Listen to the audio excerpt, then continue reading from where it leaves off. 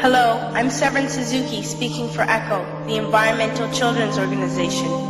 We're a group of 12 and 13-year-olds trying to make a difference. Vanessa Seti, Morgan Geisler, Michelle Quigg, and me. We've raised all the money to come here ourselves, to come 5,000 miles to tell you adults you must change your ways. Coming up here today, I have no hidden agenda. I am fighting for my future. Losing my future is not like losing an election or a few points on the stock market. I am here to speak for all generations to come. I am here to speak on behalf of the starving children around the world whose cries go unheard. I am here to speak for the countless animals dying across this planet because they have nowhere left to go. I am afraid to go out in the sun now because of the holes in our ozone. I am afraid to breathe the air because I don't know what chemicals are in it. I used to go fishing in Vancouver, my home, with my dad, until just a few years ago we found the fish full of cancers. And now we hear of animals and plants going extinct, every day vanishing forever. In my life, I have dreamt of seeing the great herds of wild animals, jungles and rainforests, full of birds and butterflies. But now I wonder if they will even exist for my children to see. Did you have to worry of these things when you were my age? All this is happening before our eyes, and yet we act as if we have all the time we want and all the solutions. I'm only a child and I don't have all the solutions. But I want you to realize, neither do you. You don't know how to fix the holes in our ozone layer. You don't know how to bring the salmon back up a dead stream. You don't know how to bring back an animal now extinct. And you can't bring back the forest that once grew where there is now a desert.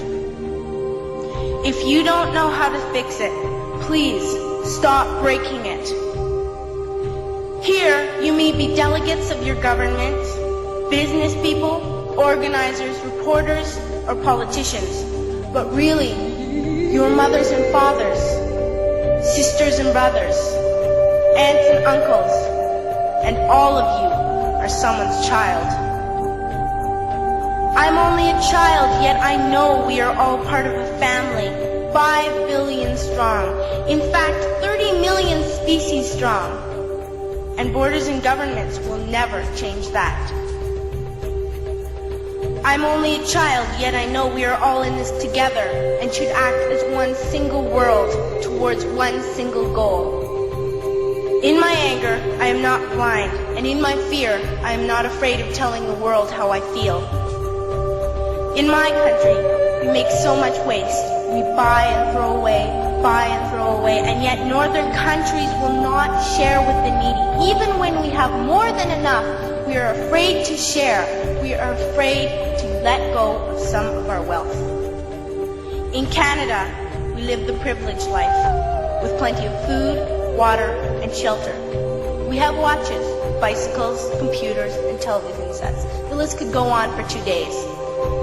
2 days ago, here in Brazil, we were shocked when we spent time with some children living on the streets. This is what one child told us. I wish I was rich.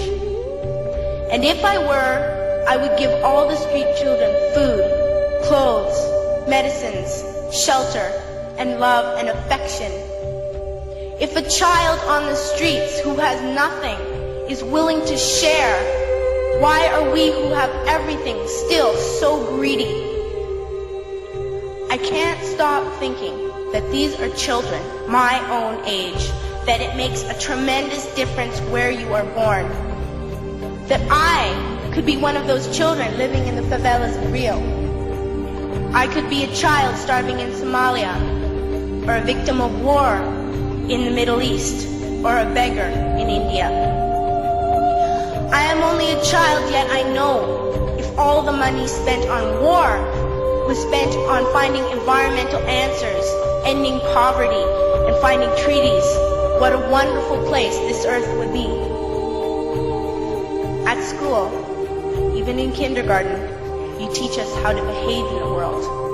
You teach us not to fight with others, to work things out, to respect others, to clean up our mess, not to hurt other creatures, to share, not be greedy. Then why do you go out and do the things you tell us not to do? Do not forget why you are attending these conferences, who you're doing this for. We are your own children. You are deciding what kind of world we are growing up in. Parents should be able to comfort their children by saying, everything's going to be all right. It's not the end of the world, and we're doing the best we can. But I don't think you can say that to us anymore. Are we even on your list of priorities? My dad always says, you are what you do, not what you say. Well, what you do makes me cry at night. You grown-ups say you love us, but I challenge you, please, make your actions reflect your words. Thank you.